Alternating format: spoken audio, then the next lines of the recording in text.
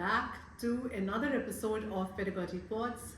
Today we are here to talk about something very, which is very buzzing. These days people are talking a lot about it, and we really want to bring in more perspective. We want to open mind towards thinking about culturally appropriate learning. Where you can see a lot of culture sitting here. So yes, we are going to engage in conversations around culture. What do you mean, and where do you bring it in your class, and what do you do? What is that extra special thing to bring in cultural sensitivity, inclusion, and probably a sense of belongingness?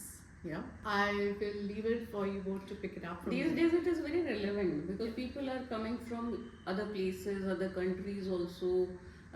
Some villages, children are shifting from villages to cities.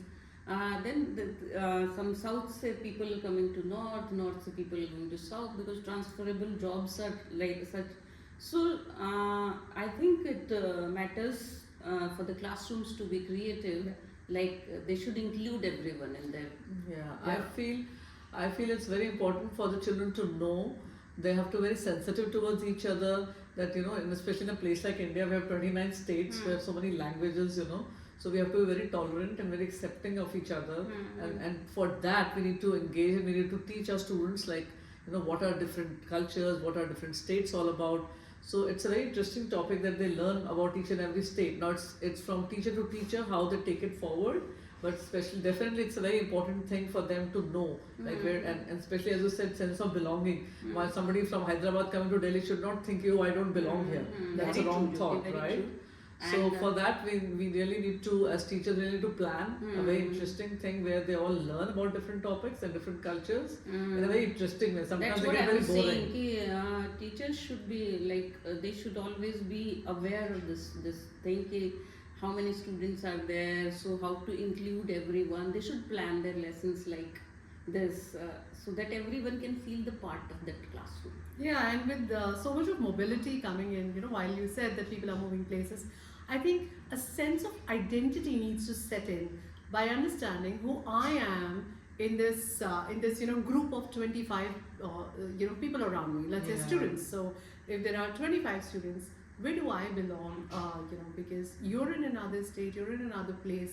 I'm sure each and every one of us does a lot, and we do make a mindful and a conscious effort to include everybody. Yeah. But I believe in, if we try and open our minds, for example, I'll give you an example. So I'll start with an Yeah. example. I was also teaching mathematics to grade 3 and 4.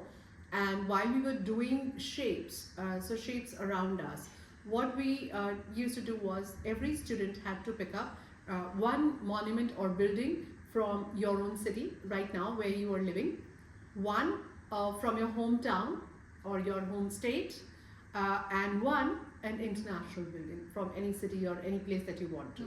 And while you do that, you were given a set of shapes and you had to fit in to see which piece belongs to which building.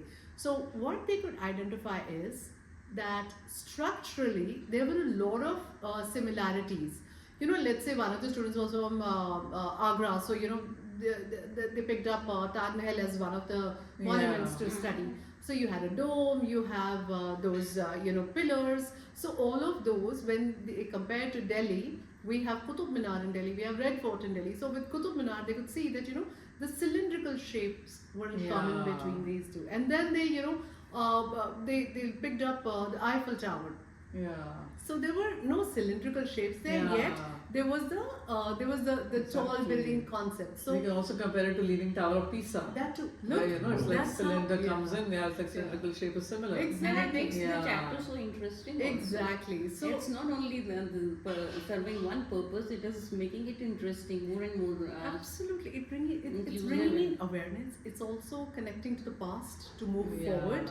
It's also that within our own community we have so many similarities and we Yeah. draw inspiration from each other. So it was a beautiful unit which turned from math to history to geography to make architectural shapes and making different buildings using local materials. So we also Yeah. studied materials with that. So it was a beautiful unit that came out. But of course, it took a little bit of extra time. But I think that kind of cultural sensitivity, just brought in more awareness and appreciation for Yeah. what they had around them.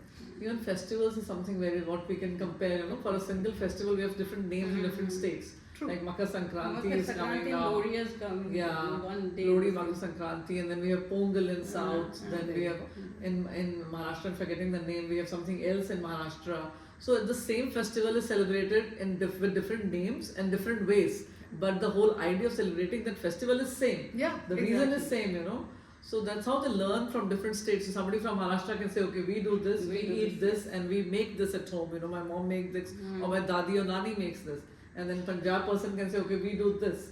And somebody from Kerala can say, we do this. So it's a very good immersion of your, in your national Everyone thing, is how much included in the much culture. diversity we have. Still, we have one. We are celebrating it for the same reason. Yeah, And this is exactly. so important to feel the part of a classroom. Yeah. Because if you are from somewhere and the people are talking about only one place, you feel so Alienated, this thing, yeah, alienated also. totally. And I remember one chapter in grade 9th or 8th, Saas Saas Mein Baas.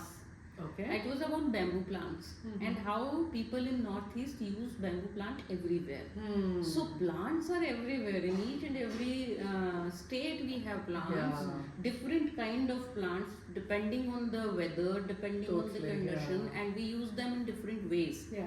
And students can take the help of their parents, their grandparents. So inclusion comes like this also, that they tell them different from where that plant came Yeah. and why it is suitable to our environment. Yeah. So many things you can do, and you can ask students to bring something in the classroom.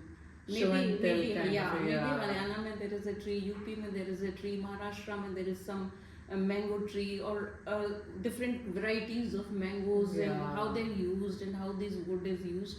So include that, all of them in this one chapter is so beautiful, but you have to make a solid planning for this. Yes. Because you can't go like it will take many days, otherwise your syllabus won't be finished. Yeah. You have to make a project work, or you have to ask them to do a show and tell or something like that.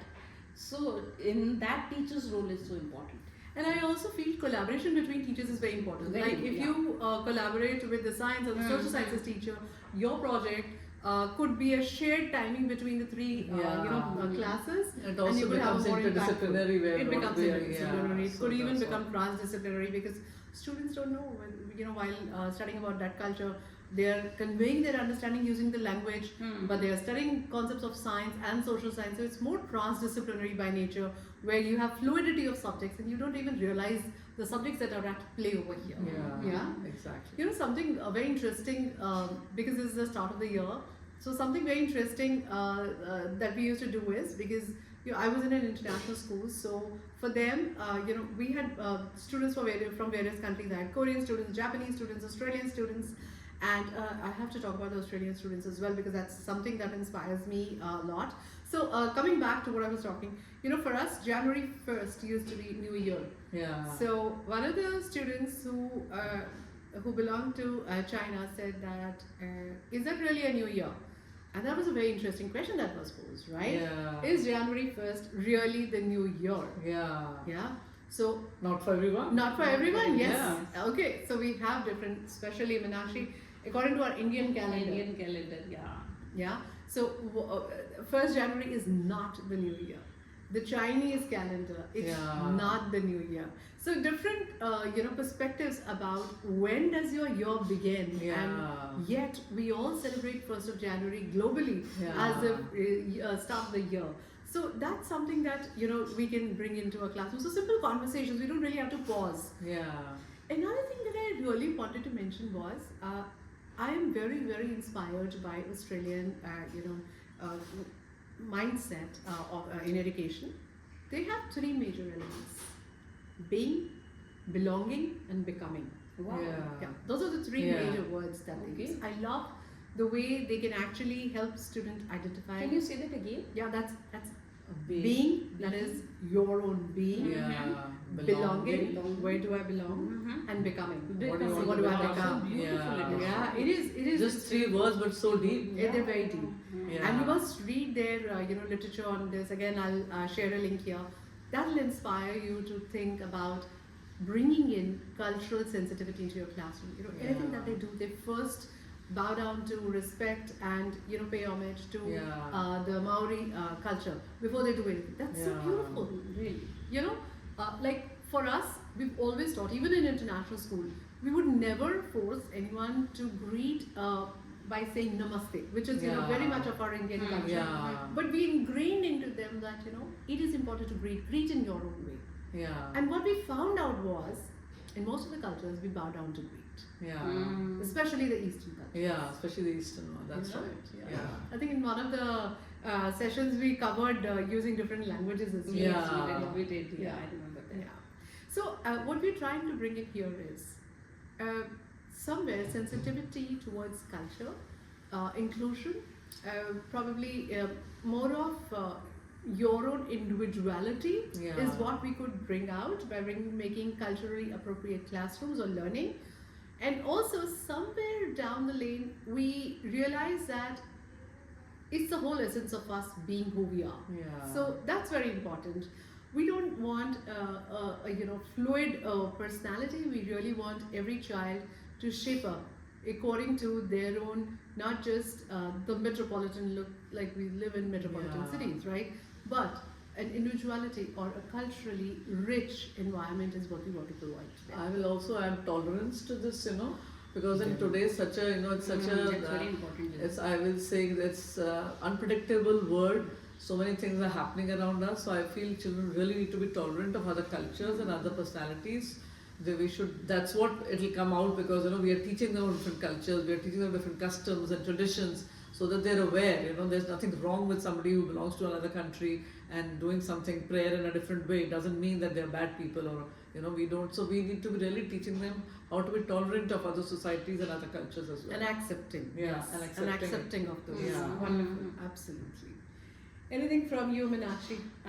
मैं तो यही कहूँगी कि हिंदी में भी बहुत सारी ऐसी कविताएं हैं जो ये बताती हैं, बहुत सारे कवि हैं जो बताते हैं कि जो एक देश की धरती है वो दूसरे देश से नेचुरल तरीके से कितनी जुड़ी हुई है, तो हम लोगों को अलग नहीं करना चाहिए।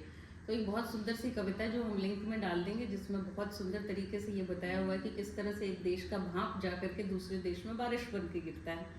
Oh, lovely. there are no Oh, boundaries nice. in How nature. beautiful किस is तरह that? से एक Yeah. देश के पंछी दूसरे देश में जा करके दूसरे पंछी को संदेशा देते हैं, तो it's very beautiful. Migratory birds. Yeah, Yes. I know, migratory So, birds, so biggest that example. beauty should come in our teaching. Yeah, absolutely. Why only humans? I mean, talk about Yeah. birds and animals, the way they migrate, the way they adapt. So yeah, it's all about being human. Yeah. So culturally appropriate learning is something that we spoke about today. Yeah. And I hope we've been able to share a beautiful piece with you, because we feel good about it. I hope you do Exactly. too. Need of the hour. Yeah. Thank See you next time. Bye. Thanks. Thank you so much.